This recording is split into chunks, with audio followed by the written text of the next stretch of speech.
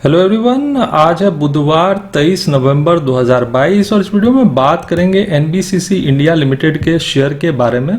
NBCC एक नवरत्न company है, ministry of housing and urban affairs government of India के ownership में आती है। हाल ही में कंपनी अपने सितंबर क्वार्टर के रिजल्ट के साथ आई और रिजल्ट्स अच्छे थे। शेयर के प्राइस में ज़बरदस्त तेज़ी देखने को मिल रही है। आज शेयर में 11% की तेज़ी थी और पिछले एक महीने में ये शेयर 28% की तेज़ी दिखा चुका है। तो 32 के लेवल से ये शेयर करीब करीब 42 के लेवल्स तक पहुंच गया है पिछले एक महीने में। ऐसे में क्या करना चाहिए एनबीसीसी इंडिया के शेयर में? क्या ये शेयर और ऊपर के प्राइस टारगेट्स दिखा सकता है या इसमें प्रॉफिट बुकिंग आ जाएगी? कंपनी के फंडामेंटल्स कैसे हैं? शेयर होल्डिंग पैटर्न कैसा है? ये सारी बातें बताऊंगा डिटेल में, तो वीडियो में बने रहिएगा फ्रेंड्स। एनबीसीसी इंडिया की बात की जाए तो मार्केट कैप है 6,786 करोड़ का, रिटर्न ऑन इक्विटी है 13.15% का, डिविडेंड यील्ड है 1.33% का, पी रेशियो है 32.90 का। तो ये है कंपनी के फंडामेंटल्स। और अगर कंपनी की बात की जाए तो सितंबर क्वार्टर में कंपनी ने अच्छा रिजल्ट करके दिखाया है। और अगर सितंबर क्वार्टर की बात की जाए तो कंपनी का रेवेन्यू 2030 करोड़ का है और ये नंबर्स अच्छे हैं, क्योंकि अगर आप कंपेयर कीजिए क्वार्टर ऑन क्वार्टर बेसिस पे तो जून क्वार्टर में 1799 करोड़ का कंपनी का रेवेन्यू था, तो यहाँ पे एक जंप देखने को मिलता है। और एक साल पहले 1880 करोड़ का रेवेन्यू था। तो रेवेन्यू के फ्रंट पे सितंबर क्वार्टर में कंपनी अच्छा करते हुए दिख रही है और इसीलिए शेयर के प्राइस में भी एक इंक्रीज देखने को मिल रहा है। अगर मैं कंपनी के प्रॉफिट्स की बात करूं तो इस क्वार्टर में कंपनी ने 95 करोड़ 46 लाख रुपए का प्रॉफिट दिखाया है और कंपनी लॉस से प्रॉफिट में आई है, क्योंकि जून क्वार्टर में कंपनी 6 करोड़ 29 लाख का लॉस कर चुकी थी। तो एक बहुत बड़ा जंप देखने को मिल रहा है प्रॉफिट के फ्रंट पे। ईयर ऑन ईयर बेसिस पे भी ये नंबर अच्छा है, क्योंकि 71 करोड़ 21 लाख रुपए का प्रॉफिट कंपनी को सितंबर 2021 में देखने को मिला था।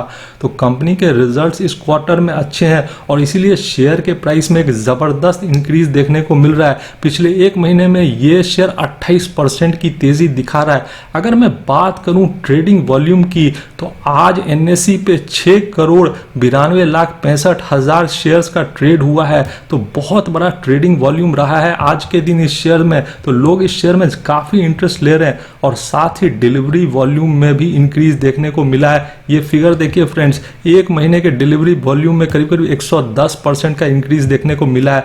तो नॉट ओनली ट्रेडिंग वॉल्यूम में इंक्रीज है बट शेयर के डिलीवरी वॉल्यूम में भी इंक्रीज देखने को मिल रहा है। इसका मतलब है कि लोग इस शेयर को अपने पोर्टफोलियो में शामिल कर रहे हैं। तो एनबीसीसी इंडिया के शेयर में काफी इंटरेस्ट है।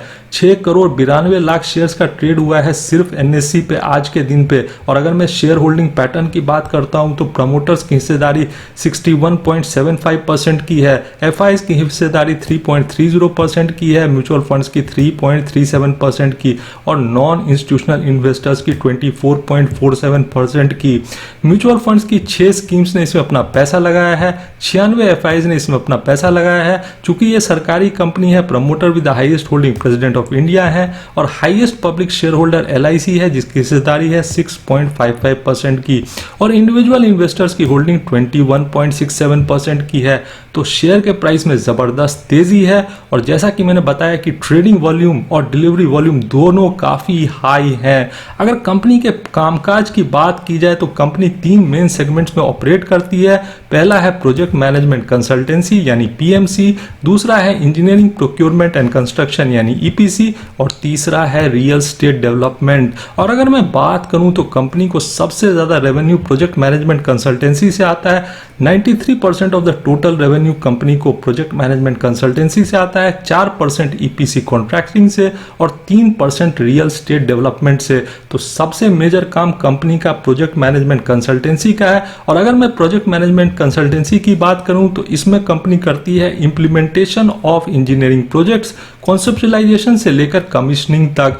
और कंपनी एक वाइड रेंज ऑफ सेक्टर को कैटर करती है। कंपनी कैटर करती है रेसिडेंशियल हाउसिंग को, redevelopment of colonies, vacant land, health, educational, heritage, social and cultural, environmental, infrastructure work of parliamentary forces. इसके अलावा कंपनी काम करती है roads, water supply, storm water drainage system, sewage treatment plant.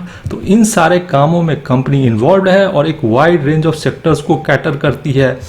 Company government के flagship programmes में involve है, जैसे housing for all bye 2022, प्रधानमंत्री Awas Yojana, affordable rental housing scheme, smart cities mission, Namami Gange, प्रधानमंत्री ग्राम सड़क योजना, आयुष्मान भारत और रक्षा भूमि। और ये गवर्नमेंट की फ्लैगशिप स्कीम्स हैं और इसमें एनबीसीसी एक की पार्टिसिपेंट है।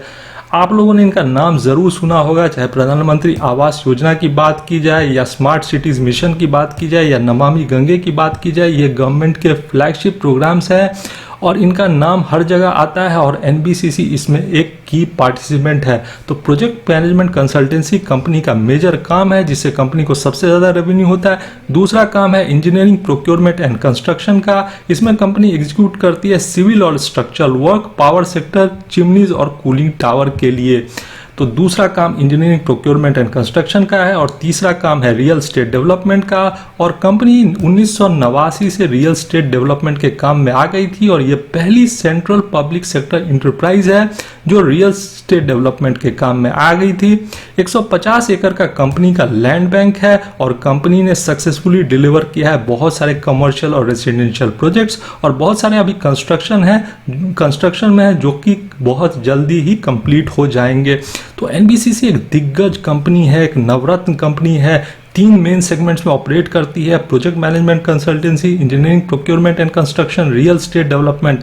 मेजर काम है प्रोजेक्ट मैनेजमेंट कंसल्टेंसी का। जैसा मैंने बताया, कंपनी को 93% रेवेन्यू इसी काम से मिलता है और कंपनी एक दिग्गज कंपनी है। गवर्नमेंट के फ्लैगशिप प्रोग्राम्स में कंपनी शामिल है और इन फ्लैगशिप प्रोग्राम्स का नाम आपने ज़रूर सुना होगा, चाहे बात की जाए प्रधानमंत्री आवास योजना की या अफोर्डेबल हाउसिंग स्कीम की या स्मार्ट सिटीज़ मिशन की या नमामि गंगे की। तो ये गवर्नमेंट के फ्लैगशिप प्रोग्राम्स है जिसमें ये कंपनी की पार्टिसिपेंट है। और शेयर के प्राइस में एक तेज़ी देखने को मिल रही है, 28% का ये शेयर तेज़ी दिखा रहा है। और अगर बात की जाए तो शेयर का जो 52 वीक हाई है वो 53 रुपये 70 पैसे का है। तो अभी भी शेयर अपने 1 साल के हाई प्राइस से नीचे ट्रेड कर रहा है। कंपनी हाल ही में अपने क्वार्टरली रिजल्ट के साथ आई थी। 14 नवंबर को कंपनी अपने क्वार्टरली रिजल्ट के साथ आई थी और कंपनी डिविडेंड भी देती है। 2022 में कंपनी ने 50 पैसे का डिविडेंड दिया था सितंबर के महीने में। 2021 में भी कंपनी ने डिविडेंड दिया था और 2020 में भी कंपनी ने डिविडेंड दिया था।